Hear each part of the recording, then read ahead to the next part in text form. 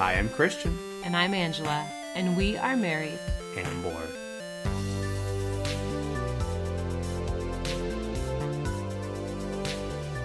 Welcome, everybody. Hello, we are excited to be back in 2020. We made it. Not that it was hard to make it this far, but... No, we basically just fell asleep on our couch and then woke up and it was 2020. Yeah, but we survived the holidays. We did. We're on the other side of all that, and we're happy to jump back into games and podcasts and all that stuff. Yes, we are.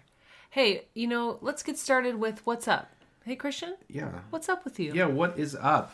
Like I said, we're coming off the end of the holidays, and if you listen to our last episode, we talked about our gaming goals that we wanted to strive for 2020.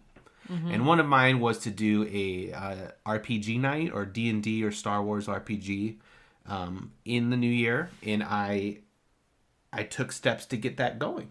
That is awesome. I know. We are 12 days into this year. You are rocking the new year. Yeah. If there's one thing I'm good at, it's spending money on games. So that is definitely what I did to get going. I bought 2 of the beginner games for the Star Wars RPG. I'm riding high on Star Wars still. That's all I'll say about it. But of Star Wars going forward. But I'm really excited to learn how to play this game. It's way different than what I've done in the past. And the two games are very similar, but at the same time very different. I guess I should say they play the same, but the story you tell is different. The RPGs? Yes. Okay, so these are things that I'll be sitting out of. You don't have to. I know I don't have to, but I'm just letting the listeners know that right now, D&D RPGs, these are not my thing. This is my prediction. My prediction is that I'll be playing with my friends, and there'll just be so much chuckling and guffawing in the other room that you'll come in and just like peek your head around the corner and go, "What's going on? Hey, can I play?" and you'll realize that it's actually kind of fun. I'm sure it is. However, I don't think... What's the right way to put it? I don't think that it's like what excites me about games. Okay. I don't know. To be fair, I have never done it. True. But yeah, so are you looking for 3 other people? Yeah, 3 or 4 other people to play. I'm going to be the game master, the dungeon master, whatever you want to call it. Mm. So I'll make the story and make everybody like follow the path that I hopefully can get them on something really fun. So let me ask you this. There's 2 different stories, and I don't know which one to start with. So I'm going to try to explain it in as simple terms as possible. What are you saying about me that I can't understand? No, you can understand it, but I'm trying to put it into terms in a Star Wars story, which one would be more fun. Okay. And for those of you that need a quick recap of me, I'm Star Wars neutral. I don't hate it, but I also don't know everything there is to know about Star Wars. Yeah, so one of them is called Edge of the Empire, and so if we do that one, it's more like The Mandalorian, or like the characters from Outer Rim. So you're a bounty hunter. Yeah, smugglers. You're living on the edge. Okay. So that's the first one, and then the other one is called Age of Rebellion, which would be more like Rogue One, where you go on like covert missions and try to steal stuff from the Empire. Will either or both or neither of them incorporate famous characters? I guess that's up to me. I can decide that. Oh, you get to decide. Yeah. Okay.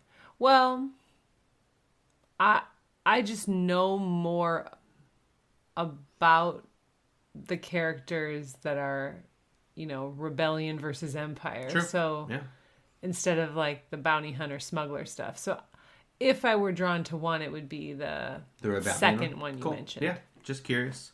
I don't know which one I'm going to do yet, but I'm excited to get going on that. So we'll see where it goes. Hopefully in a couple weeks we'll have a game, and I can report back on how terrible I was at running the game, but who knows. So that's me. I've been reading all the books, the beginner books, to try to figure out how the heck to play this thing. and I'm looking forward to an adventure in that. So, It'll be Ange, fun. what's up with you? All right. Well, an exciting first is in my future this week, actually. It's true. Christian has game nights at his work, which maybe we should pause there and let him explain what that means. Yeah, it's something that we've done consistently, but very infrequently.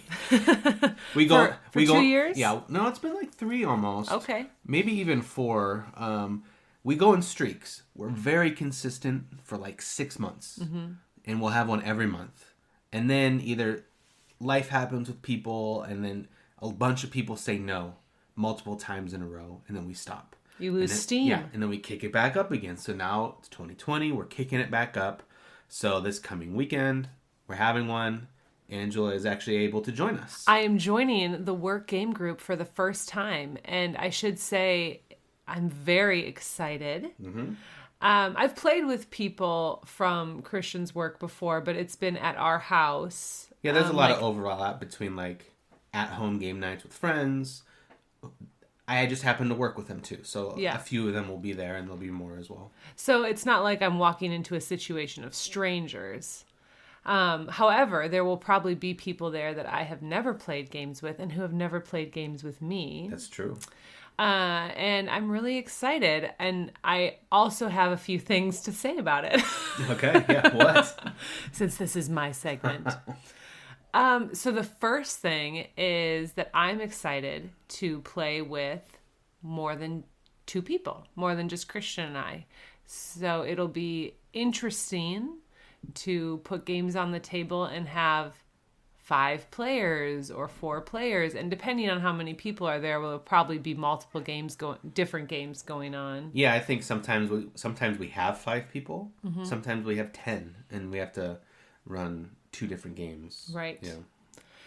One thing that I'm a little bit, not nervous, but just a little like disappointed in already is that Christian has told me that a lot of people like to play Blood Rage and Western Legends, which are not my favorite games, you guys. So Blood Rage I've played with multiple people. I don't think you can play it with 2. No. Can you? Well, maybe you can. I don't remember. Okay. I think we have. So I've played Blood Rage and I've given that the good old college try, and it's not for me. I won't be a party pooper when we play, but I just don't. I'll never choose it. We'll put it like that. And then Western Legends, I didn't love it when we played it. In the game's defense, it was just Christian and I. True. So it was 2-player. Christian has played it at these work game nights with 5? 6. Yeah. Okay. And he has said it's a different experience, that I'll like it more. So I'm trying to trust that and not be disappointed. And also realize that maybe neither of those games will be played. That's true. I will say, though, that it is way better with more than 2 people. Because I did not enjoy that game as 2 people. Okay, yeah. And so when there's more things going on, yeah, it's a whole new world. A whole new world. Well, so overall, guys, I'm super excited. We've got, a babysitter coming to watch our kids, so it'll be fun to just get out and be one of the many players at the table with Christian instead of just the 2 of us. And if I have to play a game that I'm not super, super excited about, I'll still be thrilled that I get to. Yeah, I think the reason why they like those games so much is that they're the closest to like a video game in a board game form. Not exactly, but in video games you go online and you just try to shoot someone else and try to get them out of the way. And those 2 games have the potential to do that too. Because there's not, there's strategy there's involved, strategy, but you're more directly affecting other people. Okay. As opposed to building a city, or in the game we're talking about later, building a certain combination of cards. And as everyone who's listened to us for a few episodes knows, Angela does not love the combat. Yep. I'll do it, and I'm not bad at it. I'm not bad at strategizing combat. I don't lose combat games. I just don't enjoy combat games. That makes sense. Okay, so let me ask you this. You're going and you say, guys, we are playing this game. Like, oh, if I got to be the be the dungeon master? Yeah. What are we playing? If those two games didn't exist, what would you want to play? That's a great question. I feel like I would want to play Robinson Crusoe. Okay. That'd be fun. I would want to play Mansions, of course, slip that reference in there, but I have played that with people from your work at our house before. Yeah. So I wouldn't feel like I need to play that one as much as yeah, we've experienced that one at the Max Play. Yeah. Persons. I would be curious about like maybe lighter games like One Night Werewolf. Yeah, that'd be fun. Fury of Dracula. That's not a lighter game, but no, that's a good one. Yeah. There's a lot of old ones that we've played. One thing I'm also looking forward to is if we do split into two teams and play two games, I usually get stuck in the middle because I provide all the games. And you teach all the games. Yeah, and so I have to play and teach two games at the same time. If we do have to do that this weekend, like the games well enough that you'll be able to run a table and I can run a table. We won't be able to play with each other, obviously, but I think that'll be so much better than trying to split my brain down two different games. Yeah. Well, I'm excited. That's my little piece of news, and I will report back how that went. Yeah, that'll be fun. I'm looking forward to it. We'll check out our Instagram. We'll probably post on that. Yes. Sometime in the next couple days. But let's jump into our main game for this episode, Ange. After the break, we're going to talk about Everdell. See you then. This episode is sponsored by Show It. Hey Christian, why do we love Show It? Well, we love it because we are terrible at designing websites. That is true. And we were able to make our site using Show It in a couple hours. Yeah, if you're stuck in like some boring website template, you need to check out Show It and experience what they have to offer. It's really simple. It's drag and drop.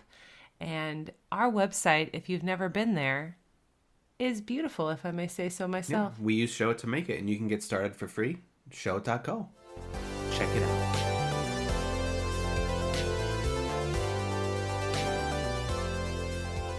All right, we are back and here to talk about our first game of 2020, which is Everdell. Yeah, Everdell. We actually got this one for Christmas. Yes. We explained the story behind that on our last episode, I believe. Yeah, before New Year's, how I picked it and you had no idea what it was. Yes. Now, I don't remember if we talked about it. Were you surprised that I picked this one?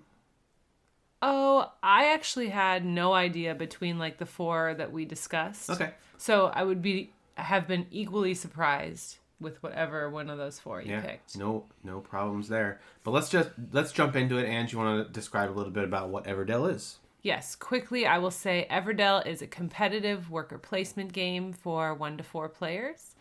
Players take on the role of a forest creature that's working to build a city and achieve certain events. And that's the basic overview. Yeah, it's a really fun game. Let's take a step back there from that statement, because I think one thing that we both want to do with this podcast is kind of explain the games in a little bit more detail than we have been, at least in this specific section, so that people know a little bit more about the game we're going to talk about and whether or not it's right for them as they jump into the hobby. Yeah, so maybe what is worker placement? Yeah, worker placement is a game. It's a term that pops up all the time. Basically, what worker placement means is you have a token, a meeple, a character, a something that you get to put somewhere on the board to activate an action, to get resources, etc. And sometimes they stay there for the whole game. Sometimes it's every turn you're taking them back and you're putting them in new places. Yes. So I take my one player and I put it in this space and I get $4, whatever that game is. So the name is explaining what it is. You place your worker somewhere to get the benefits of that place, whatever the benefit is. Yeah. Now, Everdell is also tableau building, which it's worker placement, but it's also tableau building, which is different, although they do go hand in hand sometimes in games. I'm thinking of Scythe. Yeah. And So with this one, you're using your workers to build your tableau. In this game, it's called a city. So why don't you explain a little bit what that is? tableau building, in the way I would explain it, is that each player is going to have some sort of components in front of them, whether it's like a player mat, cards. In this game, it's cards. I don't know, there's components maybe in another game, but you are taking your cards allow you to become better and increase the quantity and quality of whatever you get in future rounds. Yeah. Is that the best way to that's explain it? it's a good way to explain it in this game. If I could expand on that, you might play a card early on in the game that is called like a schoolhouse for this game specifically. And then if you draw another card later on that's the teacher, well, because you already have a schoolhouse, you can put down the teacher for free. And so there's like different combinations that you can build up on your little city tableau that help you, that accelerate your points as you go throughout the game. Mm-hmm. Yes. So that is what we mean when we say tableau building. That's what we mean when we say worker placement. Yeah. And this game is both of those. Yeah, I think every game is a combination of everything. This one does really well at these two things. So let's break it down. Yeah, let's jump into our first category for us: ease of set down, and tear up. Oh, that's a little bit different. No, you have not entered the Twilight Zone. It is set up and tear down. There you go. Okay, so this game does have a variety of components, which we'll talk about in a little bit later, but it does have baggies of stuff. Yes. That can maybe look intimidating. You do have to build a tree. Yeah, the cool thing about this game is that there's a 3D tree. It's like a foot tall that you construct out of cardboard, and that becomes part of the board. That you put cards on it and you put like workers on it. Like we mentioned at the beginning, we're little forest creatures.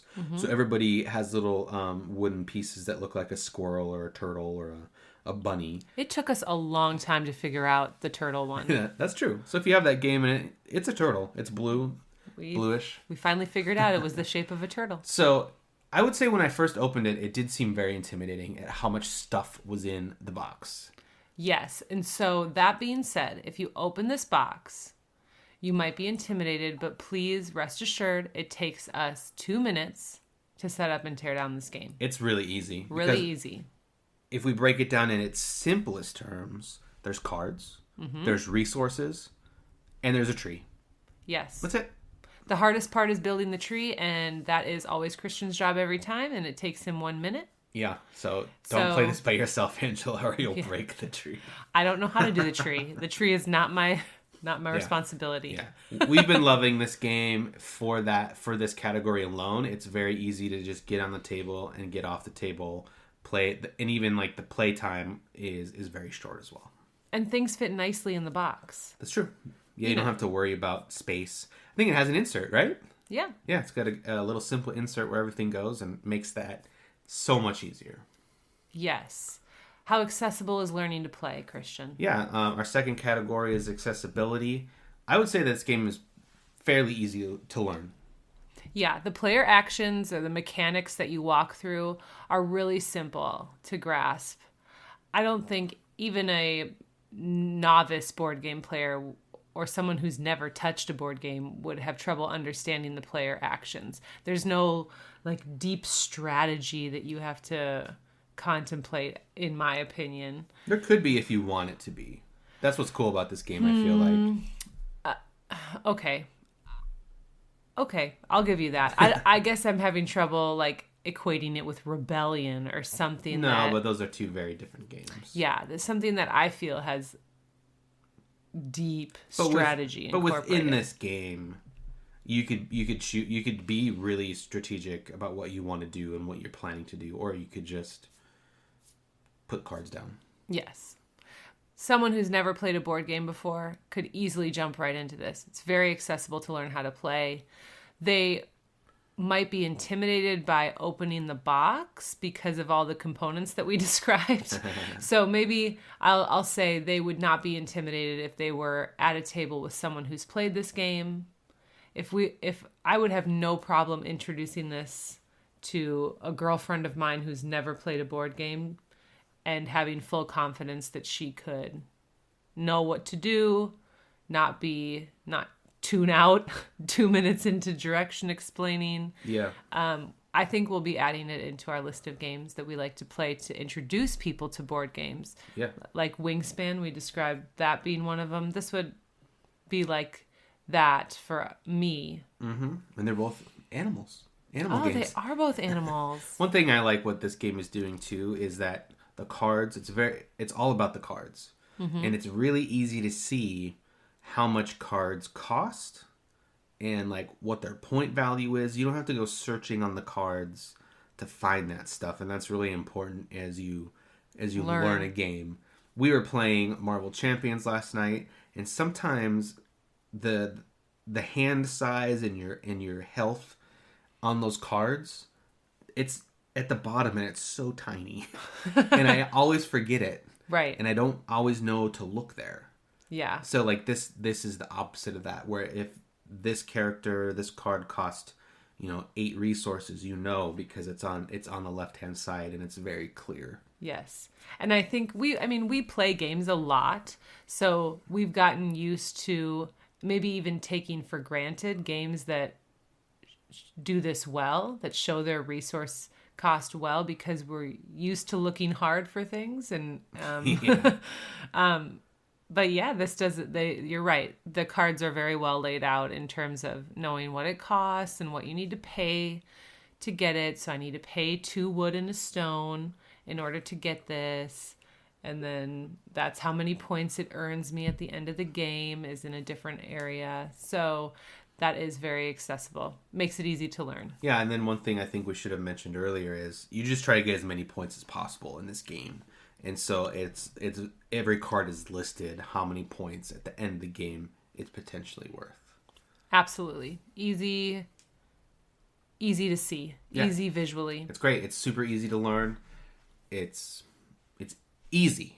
Accessible, but I think, as you were trying to allude to before, where I mentioned Rebellion, it's harder to master. Yeah, there's a lot of stuff as we've been playing it more, that different combos that if you know what the cards are, you can try to search for and set up. Mm-hmm. Yep. How immersive is this? Yeah, immersiveness.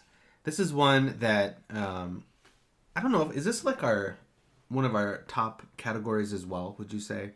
Like something that'll make or break a game for us? No. So, in my opinion, I will play games that aren't immersive, but I'm going to love games that are immersive. It puts it over the top. Yeah. If it is. Okay. Mm-hmm. Yeah, so this one, I don't know if we're sad to say, or it's just not very immersive. No, there is. I double checked before we jumped on the podcast. There is a first page in the rule book that sets up the story behind the game. I did read it the first time, and then I forgot that I had read it, and maybe that explains that I don't feel like I'm a woodland creature. No. I don't feel like I'm in the woods searching for things and finding resin and stone. I don't get sucked into this world. There's no story in this game, really. You're just... Technically, they have written a story. Yeah.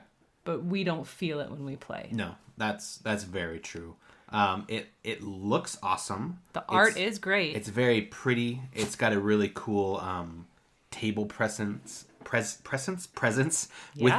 the tree. Yes. The tree sticks up. Everyone wants to know, what are they playing over there? Right, it sucks people in because of the artwork. Yeah. But once you play it, I wouldn't say it's a very immersive game. The resources I do want to talk about. Yep. They're realistic, which is one of my favorite things that a game can do. the stones, the wood, the berries, the resin. It's not just cardboard punch outs with the picture on it. Yeah, or different colored cubes. Right. Realistic resources. I do love that. Yeah, the wood is actually wood. The resin is like a plasticky thing. The berries are cool because they're like soft and rubbery. And the stone, it's obviously plastic. A pebble. But it looks like a pebble that you'd find in a stream. So I do appreciate that part.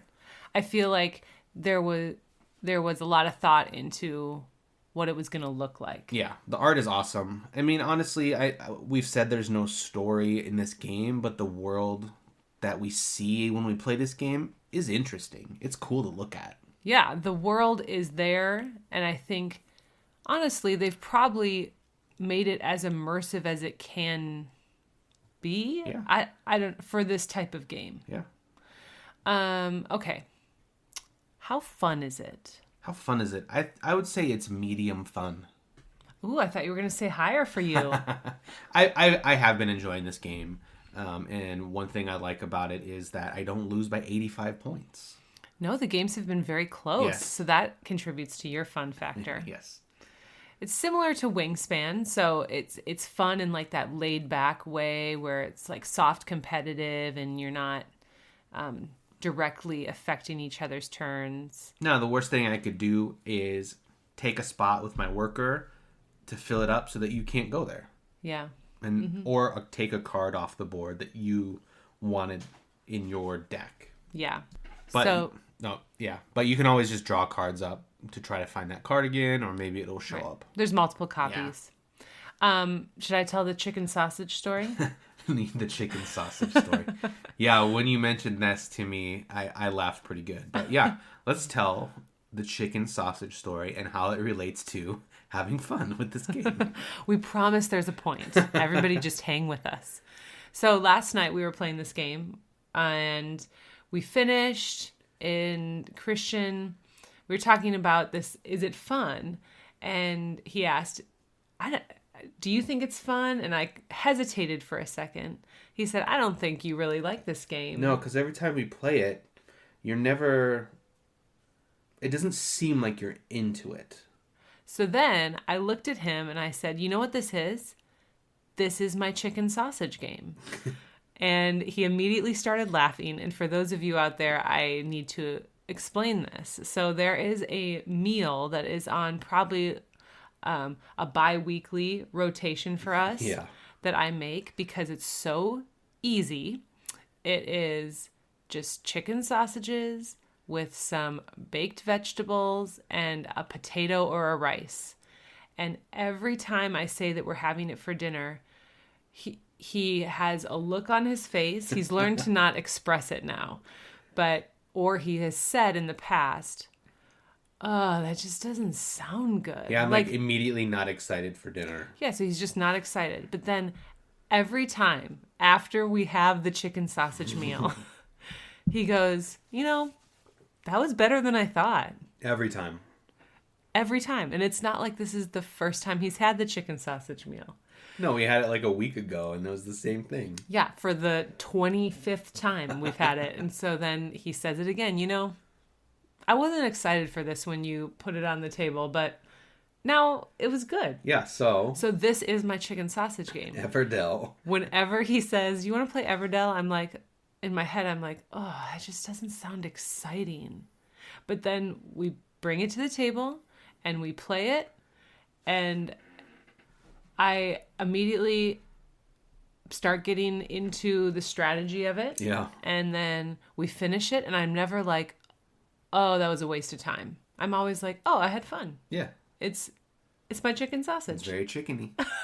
Maybe there'll be a chicken expansion in Everdell, and then it'll come full circle. So that's what I mean. It is fun, but I never feel like it's going to be the game I want and desire to bring to the table. It's like I'm going to have fun when someone else brings it to the table. Yeah. And that translates to number 5. Okay. Is it worth it? So this is going to sound like a direct contradiction to what I just said. But I do think it's worth it. And here's why. Because It's so easy to set up and tear down. Yep. So it fits that niche of like, we've got an hour tonight. What do you want to play? This will fit right in there along with Wingspan or whatever. Or, we've got like an hour in the middle of the day. What can we play? Yeah. So I think for that reason alone, we keep it. It's also has ability to like change every time you play it. So like different cards will pop up at different times, and there's going to be different special events you can achieve, and different forest actions change out every time. So it's not like the game is stale. There's things that change out. No, yeah. Every time you set it up, your strategy changes just because of that. Mm-hmm. One game is very like stone heavy, which is the hardest thing to get in the game. Right. And sometimes you have a ton of them. Right. And then the next game, it's like there's nothing I can do to get a stone. Right. And I need it to build my, little squirrel post office. Yeah. That is a struggle when you're trying to build your squirrel post office. And you can't. I mean, it's hard. So, and then it's got more coming in the future for this game. There are 3 expansions. Yeah, one thing that helps games, in my opinion, is expansions. So it makes it exciting in that way. Like, yeah, there's one out called Everbrook. I believe that's right. No, Pearlbrook. No, it's Everdell. Everdell is the game. Yeah, sorry. Pearlbrook. So it expands like you go into like a stream or a lake water, or something. yeah. Which is cool. And then last fall on Kickstarter, they did 2 more expansions, Spirecrest and Belfair. And I believe those release dates are like right now. I think it's coming up. So people might already have copies. Yeah, I'm kind of bummed that I missed that. Right, me too. Because, well, to be fair, we didn't have Everdell. No, we didn't know. But if we would have had it and I knew that was coming, we would have grabbed this easily. Right. The Spirecraft expands the prepare for season action, which is one of the I think little used actions in the base game. Yeah, and at the end of every round, everybody prepares for the season that's coming. Yeah. And we mean like spring, winter, fall. Yes. So this Spirecrest expands upon that, and there's a component of large animals that your meeples can ride around on. Like a big moose. Yeah. And then it also throws in weather. Okay. So it makes things probably, I'm guessing, harder in the winter. Like scarcer to find. Because of snow. That makes sense. And then Belfair, what did you read about that one? So Belfair expands it to 5 to 6 players, because like we mentioned, it is only 1 to 4. Mm-hmm. And they give you individual player boards to kind of like hold all of your resources and kind of set a little grid area for the cards you're going to be playing. And it expands. There's some more little details in that, but that's the basics of what that expansion does. Yeah. And so you're right. Like, it intrigues me when things have expansions. Mm-hmm. So I know the expansions themselves cost money, which is a whole nother question of, is the expansion worth the cost? But I would say the base game Everdell is worth the cost. It is replayable. It's fun with 2. Yeah, I think our kids are also interested in it too, just because they're little creatures. And I mean, the age does say 14 plus, and that's probably because of the strategy involved. Yeah. But the mechanics of it, our 6-year-old could understand. Yeah. She wouldn't be able to strategize and beat me. No, but I can barely do that. Well, you won. I did. Yeah, he makes it sound like he never wins. He won. But she would be interested in like the art. Yeah. And the components. Yeah. So. Yeah. Any last words that you want to say about Everdell before we jump into the next section? Oh, just makes me long to go outside in the woods. Makes me wish that we lived somewhere that had woods. Right, we're in the desert. So we don't hear many... We don't see any of these animals that are in the game. Birds. No, but if you guys are playing Everdell and you agree, with what we say, we'd love to hear it. You can always email us or hit us on Instagram. We'd love to hear your thoughts on Everdell. Yeah. Let's jump into the next part. What did we learn about our marriage?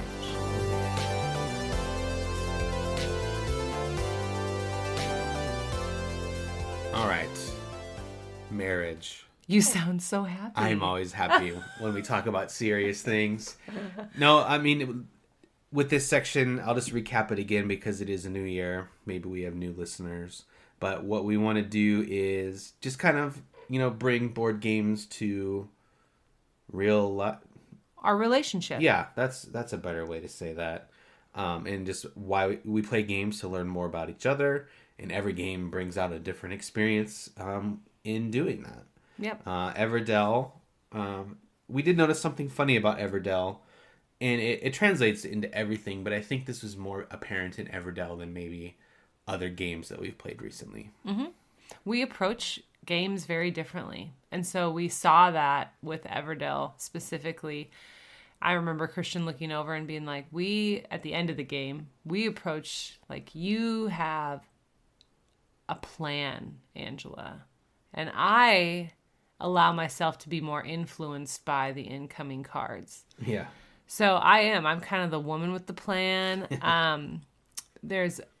There's cards laid out at the beginning called your meadow. There's 8 cards that are shown at the beginning. There's special events that you see at the beginning. And as much as I don't consciously think this, I don't remember consciously thinking this, but those meadow cards and special events laid out at the beginning of the game, including my starting hand, really determine what I'm going to do for the entire game.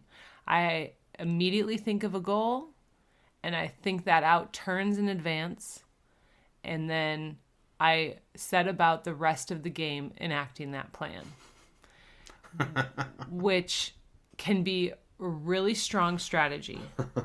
The con comes that I have very little flexibility in my brain. Yeah. For at least in this game, and it can be to my detriment when I'm not going to maybe hit that goal and it becomes apparent in the middle of the game. I can't adjust well. Yeah, you almost go into like a board game panic. Yeah, not outwardly. No. I don't like start dancing at the table No, and but getting there's a lot of fidgety like, and I don't know what I'm doing. This card, there's no point to have this card. I'm just gonna get this. oh, yeah, those frustrating remarks. Yes. And Christian, what do you do? You know what? To quote Wingspan, I think this is in Wingspan. I just wing it. Oh, you wing it. No, I don't wing it. I just kind of I just take what's in front of me and go. Mm-hmm. So Angela might be 2 turns ahead. I'm not in my mind. Yeah, in your mind. I'm not behind. I'm not 2 turns behind or anything. I'm just on that 1 turn. So like if I have enough resources to use the example earlier to play a school, I'll do it. And then if I happen to get a teacher later on, that's just a bonus. Mm-hmm. I don't seek out the teacher. Mm-hmm. There are times when you have to in a game to do that, but in this one specifically, I'm just gonna do what I can to get the most points right now, and then adjust based on what comes next. Yeah. Not force my own outcome, but I just whatever the game gives me, I will adjust to that. Yeah, I think you were saying for this game specifically, you said you don't really have anything specific in mind until the end of the first season. Yeah, sometimes not even then. Like, I won't even know. There's 4 rounds in this game, and I don't even know if I'm going to win until round 4. Right. And then I'm like, oh, all this is lining up. Good. And then sometimes it's like, nope. Nope. None of it happened. So yeah, you easily adjust to unexpected things that can happen, or if the card draw is not what we thought, that doesn't really affect you because you just live in the present moment. Yeah, and that it translates to our person. I mean, at the core of what this is, it's a personality thing. Yeah. Which is a whole nother podcast on its own. But that's just how I go through everyday life and day-to-day living. Angela is definitely the planner. And if something changes, it affects her internally more than it would me. Right. So right now in the present moment, recording this podcast, that is all Christian. But the fact that you receive a podcast every 2-ish weeks, that's all me. That's very true. Because you're like, You were probably planning to record tonight 3 days ago. Right. And I am just done watching football and I'm ready to record. He will fit you, dear listener, into his schedule. So we realize that we're so very different when we approach games. And I think that's for, every game. But it dawned on me, just as we were about to record this, that is why I think we're really good at cooperative games. Yeah, this probably is. Because we look at each situation so differently. And you're able to adjust and go with the flow, and which will sometimes a game will just kick me off my plan, and I'll just like lose steam, like flounder. Yeah. So a good example for this one is your favorite, is mansions. So we're looking for, let's just say, a key in Mansions of Madness. But there's been 6 cultists that have shown up to try to stop us from getting that key all of a sudden. That is not in my plan. No. That was not in Even though it's mind. part of the game, it still bugs her that's the kind of stuff happens. Mm-hmm. And I'm like, well, we can't go get the key now because there's 6 people in the way that we have to go destroy. Mm-hmm. So. And I immediately start seeing the dominoes collapse of how this is going to ruin our plan. And I get just frustrated very easily by that. But then there is, like, I would like to say there are pros to the way I do things. For sure. I'm a terrible planner. So then I think cooperatively we work so well because Christian can adjust easily and he's flexible. And then when there needs to be a plan and when there should be some, I would say, like, overarching strategy, that's probably where I come in. So that's why we work really well together with cooperative games. Yeah. And I think there's one game that comes to mind where I'm the opposite, and it's where I actually have to plan. Oh, what's that one? I think it's Rebellion. I was going to say, you do plan well with Rebellion. Very strategic in how I play that one. Yes. But it also hurts my head after I play it. I know. And I'm super tired at the end. Okay, and he has an app that helps him with that game. No, it's not an app. It doesn't help him win, but it helps him keep track and plan. That's what I should say. Yeah. So he has a device on... Assistance. Yeah, he has assistance to help him plan in Rebellion. Yep, it's my AI. So that encourages you to be more like me in that game. There you go. Yep. So that's what we learned about each other. And we're different. And there's hope for differences to be a good thing. Yeah.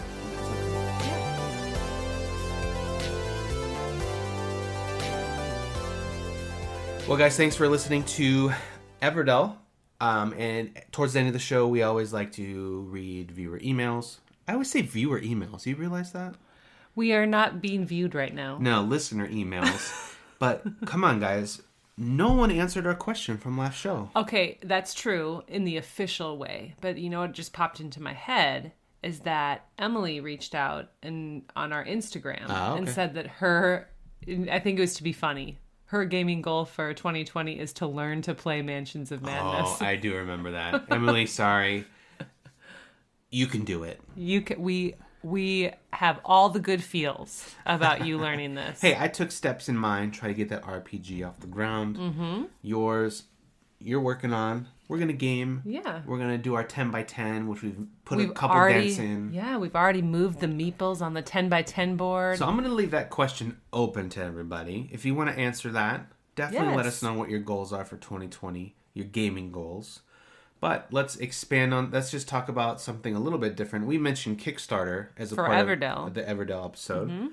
Mm-hmm. And there's expansions coming that were a part of Kickstarter. We have kickstarted a couple games. Mm-hmm. Western Legends, which you talked about. And I got the Tiny Epic Zombie game. That's right. Yeah. Both of those I got like really caught up in the hype. There was a ton of hype around these games. And I was like, you know what? I'm doing it. Yeah. I don't do a lot of Kickstarter. I've done 2. Right. And so I guess our question is, what are you looking at on Kickstarter? Have you backed anything? Is there anything where you're currently experiencing a little bit of remorse because you backed it and you maybe shouldn't or didn't want to? That's a good one, like a Kickstarter fail. Or the opposite, which I'm kind of feeling right now about that Unsettled game. You didn't back it and now the window has closed and you're like, oh, that was probably a game that we should have backed. Yeah, I know. It's hard. It's hard. I know. Because like we buy it today and we don't get it till October. Right. Maybe. Or months and months. Yeah. So like, yeah, it's crazy. Like the biggest Kickstarter thing that I can remember seeing is there's this Batman game that came out. It was huge. So many minis, so many boards. It was like $320 to get every Kickstarter thing. It was for this nuts. game? Yeah. Wow. Crazy. And nobody likes it. Oh, I've seen so many bad reviews. Yeah, it's crazy. Obviously, that one was a little too steep for me, but I would have been so disappointed. Yeah, to pay $320.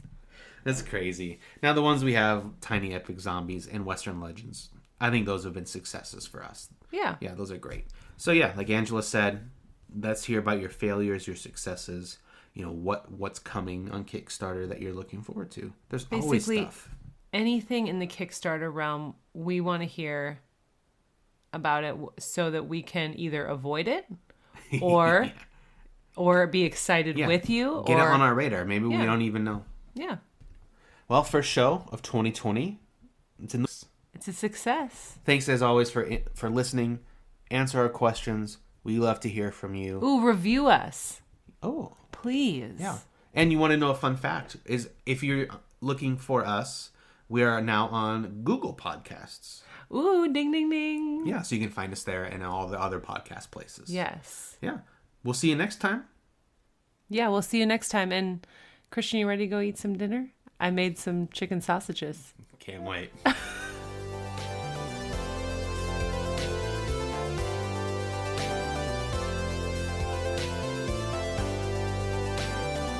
Thanks for listening to this episode of the Married and Bored podcast. And guess what? We have a website where you can listen to podcast episodes and so much more. Find us at marriedandbored.com, or you can email us at hello@marriedandbored.com, or follow us on Instagram @marriedandbored. Music in this episode is by Joseph McDade. See you next time.